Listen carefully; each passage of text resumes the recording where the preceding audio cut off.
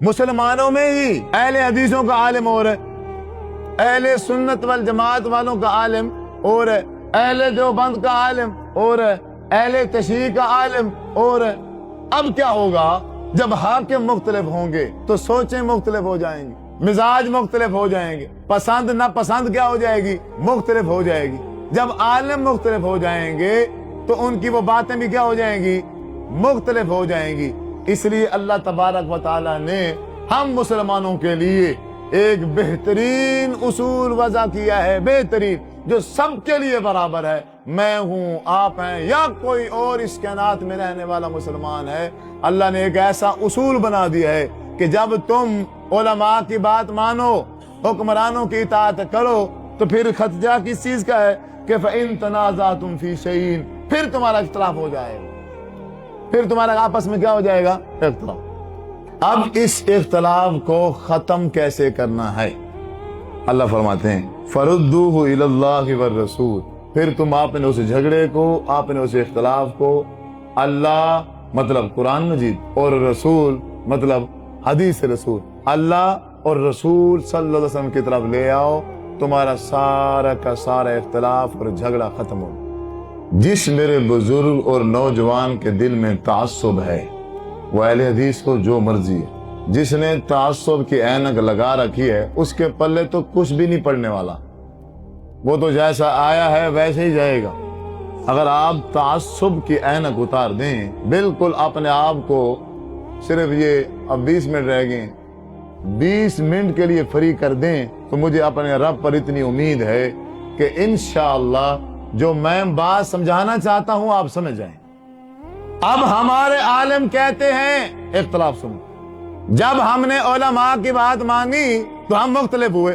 مثال کے طور پہ ایک ہی چیز ہے، اس ایک چیز کے کئی کے فتوے، کہ جب آپ نماز پڑھو تو ایک عالم کہتا ہے پاؤں کے ساتھ پاؤں، کندھے کے ساتھ کندھا ملاؤ، بیچ میں خالی جگہ مت چھوڑو، وجہ بس شیطان آ کے کھڑا ہو جائے گا، پھر وہ تمہارے ذہنوں میں وسوسے ڈالے گا اور تمہاری ساری کی ساری نماز کیا کر دے گا؟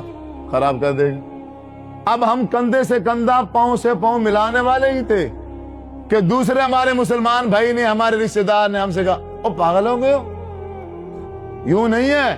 ہمارے عالم صاحب کہتے ہیں کہ جب آپ نماز پڑھو تو ایک نمازی کا دوسرے نمازی کے درمیان تقریباً 4 انگلیوں کا فرق ہونا چاہیے، 4 انگلیوں کا فاصلہ ہونا چاہیے، ایک دوسرے سے دور دور کھڑے ہونا ہے، بیچ میں فاصلہ ہو۔ بھئی وجہ وہ کہتے ہیں کیونکہ اللہ کا فرشتہ وہاں کھڑا ہوتا ہے، اور آپ کا مولوی کہتا ہے فرشتہ۔ اب کیا کریں؟ ایک عالم کہتا ہے نماز پڑھنی ہے ہاتھ سینے پہ باندھنا، اور دوسرا عالم کہتا ہے نماز پڑھنی ہے تو ہاتھ ناف کے نیچے باندھنا، اور تیسرا عالم کہتا ہے جب نماز پڑھنی ہے تو خود ہاتھ باندھنے ہی نہیں، خود ہاتھ باندھنے ہی نہیں۔ اختلاف ہے کہ نہیں؟ ایک عالم کہتا ہے جب آپ امام کے پیچھے نماز پڑھ رہے ہو، امام الحمد شریف پڑھ رہا ہے، بالکل چپ کر کے سنو، خاموشی سے سنو، اگر تم میں سے کسی نے سورۃ الفاتحہ کا کوئی لفظ پڑھ لیا امام کے پیچھے تو تمہارے منہ میں انگارے۔ اور دوسرا کہتا ہے اگر امام کے پیچھے کھڑے ہو کے اگر امام کے پیچھے کھڑے ہو کے ہم نے سورۃ الفاتحہ نہ پڑھی تو ہماری نماز ہی نہیں ہوگی۔ ایک عالم کہتا ہے کہ جب بندہ مر جائے اس کا تیجا کرو، چالیسواں کرو، اس کا جو ہے نا وہ برسی کرو، اس کی جمعراتیں کرو۔ کیوں؟ اگر آپ تیسرے دن نہیں کرو گے تو مردے کو بچکواؤ گے کیسے؟ اور دوسرا عالم کہتا ہے اگر تم نے ان میں سے کوئی ایک چیز کر لی تو یہ بدعت ہے، وَكُلُّ بِدْعَةٍ ضَلَالَةٍ وَكُلُّ ضَلَالَةٍ فِي النَّارِ، اور تم جہنم میں چلے جاؤ۔ وہی عمل ہے، ایک کہتا ہے جنت میں جانے کا ذریعہ ہے اور دوسرا کہتا ہے جہنم میں جانے کے ذریعہ ہے۔ ہم کیا کریں؟ اور یہاں جو افسوس کی بات ہے ہم کچھ بھی نہیں کرتے۔ آپ کیا سمجھ رہے ہو؟ اب میں تقریر کر رہا ہوں، آپ کو سمجھانے کی کوشش کر رہا ہوں، تو آپ ابھی سمجھ جاؤ گے؟ جس کا ذہن جہاں پختہ ہو گیا ہے، جو جہاں کھڑا ہے وہ وہاں سے ہٹنے والا نہیں ہے.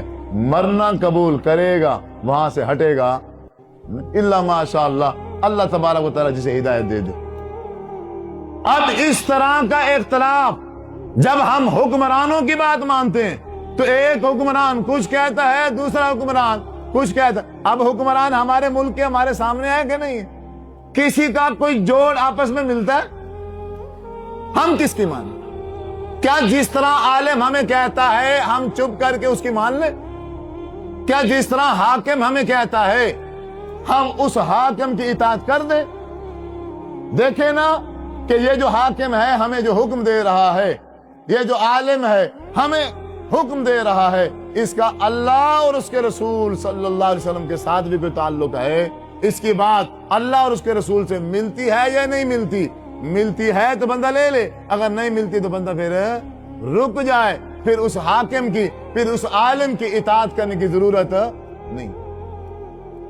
اختلاف کا ہو جانا یہ کوئی بڑی بات نہیں ہے. مسلمانوں میں شروع سے اختلافات آ رہے گئے، صحابہ کرام کے دور سے آ رہے گئے، صحابہ کرام کے دور سے اختلاف آ رہے گئے. اختلاف کا ہو جانا کوئی مشکل بات نہیں ہے، کوئی بڑی بات نہیں ہے. ہاں، اس اختلاف کے بعد اگر اس اختلاف کو قرآن اور حدیث پر ختم کیا جائے، قرآن اور حدیث پر اصلاح کر لی جائے تو پھر وہ اختلاف نہیں ہے، پھر وہ رحمت ہے. آپ صلی اللہ علیہ وسلم کے اس دنیا سے رخصت ہوتے ہی فوراً اختلاف ہو گیا. اب صحابہ کی ایک جماعت کہتی ہے کہ حضور کی قبر مبارک مکے میں بنائی جائے. کیوں؟ آپ کا آباؤ اجداد مکہ میں ہے. اب صحابہ کا ایک گروہ، ایک جماعت کہتی ہے حضور کی قبر مبارک مدینے میں بنائی جائے. ٹھیک ہے، آپ نے کیونکہ مکہ سے اب ہجرت کر کے مدینہ آپ آ گئے تو اب دوبارہ آپ کو مکے لے جانا کی ضرورت ہے، مدینے میں قبر ہونی چاہیے. چلیں جی ٹھیک ہے. اب ایک تیسرا گروہ کہتا ہے کہ نہیں، قبر مبارک نہ مکے میں نہ مدینے میں، قبر بنے گی حضور کی بیت المقدس میں، فلسطین میں بنے گی. کیوں؟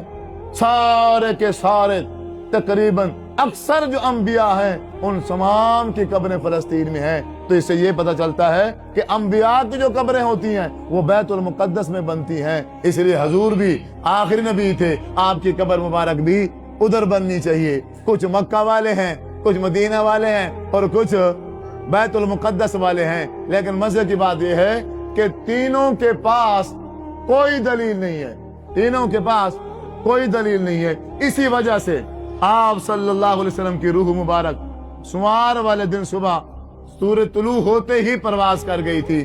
سوار کا دن بھی گزر گیا، منگل کا دن بھی گزر گیا، بدھ شام کو جا کے فیصلہ ہوا. وہ بھی کس چیز پہ فیصلہ ہوا؟ حضرت ابو بکر صدیق رضی اللہ تعالی عنہ نے ارشاد فرمایا، اے صحابہ کرام، مجھے یاد آ گیا ہے، مجھے حضور کا فرمان یاد آ گیا ہے، مجھے حضور کی حدیث یاد آ گئی ہے. میں اس مجلس میں بیٹھا تھا، آپ صلی اللہ علیہ وسلم نے ارشاد فرمایا تھا انبیاء کی جو قبر مبارک ہوتی ہے وہ اسی جگہ پر بنتی ہے جہاں ان کی روح کو قبض کیا جاتا ہے. اب کیونکہ آپ صلی اللہ علیہ وسلم کی روح مبارک حجرے میں قبض ہوئی ہے، اس لیے اسی حجرے میں ہی آپ صلی اللہ علیہ وسلم کی قبر کو بنایا جائے. اب صحابہ کا اختلاف، صحابہ کا آپس کا جو اختلاف تھا، اب وہ کیسے ختم ہوا؟ فردوہ الی اللہ والرسول. جب انہوں نے اپنے اختلاف کو اللہ اور اس کے رسول صلی اللہ علیہ وسلم سے دیکھا، اب حضرت ابو بکر صدیق کی بات آپ صلی اللہ علیہ وسلم کی حدیث سے مل گئی. باقی تمام صحابہ نے اپنے اپنے بیانات، اپنے اپنے فتوے سارے کے سارے واپس لے لیے. حدیث سن کر حدیث کے مطابق آپ صلی اللہ علیہ وسلم کی قبر مبارک اس حجر میں بنا دی. ہمیں چیک کرنا ہے ہم میں سے کس عالم کی بات قرآن اور حدیث سے مل رہی ہے اور کس کی بات قرآن اور حدیث سے نہیں مل رہی. آسان ہے، کوئی بندہ یہ نہیں کہہ سکتا کہ میں ان پڑھ ہوں، یہ کوئی بہانہ نہیں ہے. اور اس دنیا میں کوئی ان پڑھ نہیں ہے. اگر اللہ نے عقل دی ہے تو وہ کوئی ان پڑھ نہیں ہے. اگر مجھے اردو پڑھنی نہیں آتی، میرے بچے پڑھے ہوئے، میری بچیاں پڑھی ہوئی ہیں، ہر گھر کے اندر قرآن مجید موجود ہے. اگر لینی ہے تو صرف ایک حدیث رسول لینی ہے. آپ بخاری لے لو، آپ مسلم لے لو، آپ ابو داؤد لے لو، آپ مشکات لے لو، کوئی حدیث کی کتاب آپ لے لو. اللہ اکبر سے لے کر سلام تک ہم جس انداز سے نماز پڑھ رہے ہیں، ہم اگر اپنے اس نماز کو قرآن اور حدیث کے مطابق چیک کریں، دیکھیں ہماری نماز کا کون کون سا ایسا طریقہ ہے جو آپ صلی اللہ علیہ وسلم کے ساتھ ملتا ہے، مل جائے تو الحمدللہ، اور جہاں نہ ملے وہاں اپنے طریقے کو حدیث کے ساتھ بدل ملا۔